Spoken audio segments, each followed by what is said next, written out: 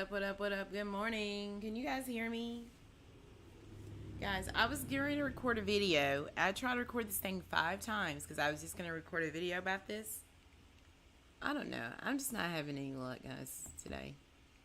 So let's just record the stream. I'm going to do it in the stream. So has anybody had a chance to see Top Gun Maverick? So that's kind of what we're going to talk about. We're going to be talking about the box office for Top Gun Maverick. Let me know if you've had a chance to see it. Did you like it? Or are you going to pass on it? Let me know your thoughts down below in the comment section. Great. So we're going to get right into this, and we're going to talk about Top Gun Maverick, and it shatters. Hello there, JG. Welcome, Nate. Welcome, Nate. Like I said, we're going to be talking really about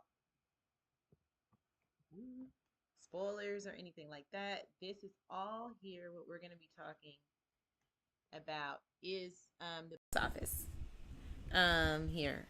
And, the fact that we know that, during this pandemic time, what's been going on, we've heard a lot of people talk about, oh, is the theater experience viable? It's dying off.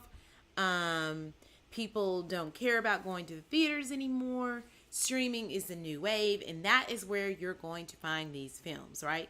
Especially if it was films that were not, MCU properties, or these big films about superheroes, or big, IPs like Fast and the Furious. A lot of people were concerned and thinking, hey, nobody's going to want to go to the theaters to see these films, right? So maybe streaming is the future. But with Top Gun Maverick, we know that this is the sequel to a film that's been, 30 plus years in the making. And this also ties Tom Cruise's for top highest, critic reviewed film with Mission Impossible Fallout. And this is Tom Cruise's highest grossing film, and it beats out Pirates of the Caribbean for the biggest opening for Memorial Day weekend. Previously, that record was set by, like I said, it was set by, what was it called? Pirates of the Caribbean. I think which Pirates of the Caribbean film is it? I think, it's at World's End, and which previously recorded a Friday through Monday treasure chest of 139 million. And here we know that here, Top Gun Maverick is going to generate 151 million for the 4 days. The film started off with a massive 51.8 million on Friday, including the 19.3 million in previews, and it opened in more than 4,700 theaters in North America. And I'm curious, you remember the days, and we're not going to get into Will Smith, his issues of late, but there was a time where Will Smith was like the 4th of July. He was like the holiday man.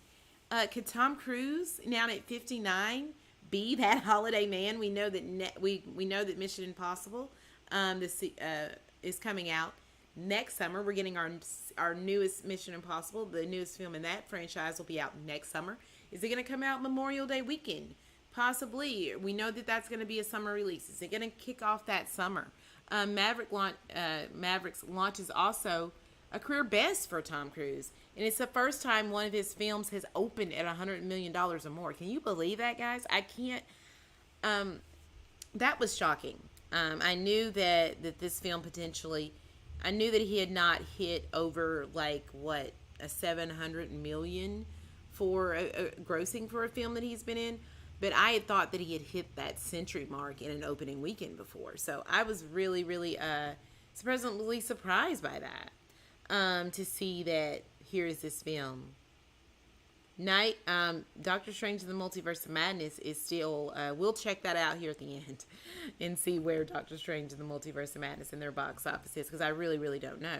I know that Doctor Strange in the Multiverse of Madness will be hitting Disney Plus June 22nd. So it's going to have that 45-day window, which a lot of films are going on that 45-day window mark from now on, just because that 90-day mark, the things with the pandemic, if anything, it's like that negotiation. Instead of these films staying in theaters for 90 days, now we've cut that in half and we're at that 45-day mark. So Doctor Strange and the Multiverse of Madness will hit streaming very, very soon, June 22nd. And we'll check out those numbers here at the end. But I know last weekend was still at a $803 million, which is still more than the Batman night, more than the Batman. Overseas, Top Gun is also doing quite well. It's not in China and Russia. The film opened to 124 million from 62 markets from an early global haul, which brings the total to $248 million through Sunday. The release of the long-awaited sequel to the iconic 1986 movie is a defining moment of box office recovery, which again, I brought up, it's mainly been dominated by these superhero films. Venom 2 did really well. Doctor Strange and the Multiverse of Madness has, done really well, even though it did have that massive dip going into the second week. It's performed quite well. The Batman performed well, too, right? We know that No Way Home outshined everyone and broke records and made 1.8, made the 1.8 billion. But we know that other films like Fast and the Furious films, they do pretty well in this, in the theater. So to see, Top Gun Maverick, which is the sequel to the original, and maybe and some of that probably plays into it. This is a long-awaited sequel. People were really, a lot of people really, really loved the first one, and a lot of people have been asking for this sequel for quite some time, right? So they finally get the sequel. Here it is, and it's performed well. It's broken the Memorial Day weekend box office numbers, and originally it was projected to be around 92 to 100 million dollars, and then Paramount kind of wanted to temper those expectations, but with the high RT score at 97%, with people really wanting to wanting the sequel to this film, the word of mouth, it being a holiday weekend, people are really going out to droves to see this movie. So it's exceeded that 92 projected $1 million opening for the film. And Tom Cruise has also been on a media campaign tour. He's been at Cannes. He's done showings in Japan and London, for the film, just like an all-out media blitz campaign. And I know, and like me, I think Tom Cruise is the quintessential. He is the modern day action star. In my opinion, him doing his own stunts, all of these things that he's doing. I really, really think that this, for me, seeing Tom Cruise on film in these action roles, and you can really see that he takes a sense of pride of that, because he does as much of his own stunts as he can. We get those iconic running moments from Tom Cruise, and a lot of people, all we do is see him run. But to me, I enjoy Tom Cruise as an action star. For me, I did enjoy this film. I didn't give it a 9 out of 10. I know a lot of people are giving it a 10 out of 10, 9s out of 10. For me, it was a solid film. I did give it a 7 out of 10 just for a few things that I did have issues with it. It was nothing from Tom Cruise. It was a little bit more with Miles Teller and his character, just not really being able to connect with him in his performance. Even though he looked the part of Goose's son, I really felt like he didn't deliver in that performance for me a little bit. And I preferred Hangman and other people in the film more than I enjoyed Rooster. So there's that. But Tom Cruise was phenomenal in the film. And so this is actually amazing for him. Good job, Tom Cruise. I'm curious to see if this will happen next summer with Mission Impossible. Of course, that's the one that I'm really clamoring at the bits for. I love my Mission Impossible movies. I can't wait to see it. So there's that on this. Let me know again your thoughts down below. What do you think? Did you get a chance to see Top Gun Maverick? Did you enjoy it? Let me know down below. Guys, that's all I got for you right now. Multiverse of Madness is at $820 million worldwide. So again, it's not going to hit that $1 billion mark. But it does have a few more weeks to maybe get to 900 million. I don't know if it will, because a lot of people are mixed on Multiverse of Madness. Again, I enjoyed Multiverse of Madness.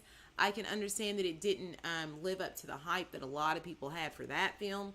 So, and a lot of people just felt like a lot of the Wanda fans, a lot of new Wanda fans, and a lot of Wanda fans felt like that everything in WandaVision was outdone in Multiverse of Madness. And then a lot of other people thought that this was just the Wanda film. So there's a mixed reactions. I enjoyed Doctor Strange in the Multiverse of Madness. I don't think it's the greatest MCU movie of all time. I don't even necessarily think it's one of the top 5 MCU films of all time. But I do think Wanda Maximoff is one of the best MCU villains out there around right now. But again, let me know your thoughts down below. What do you think of Doctor Strange in the Multiverse of Madness? Is it going to make those numbers to get to that 900 million?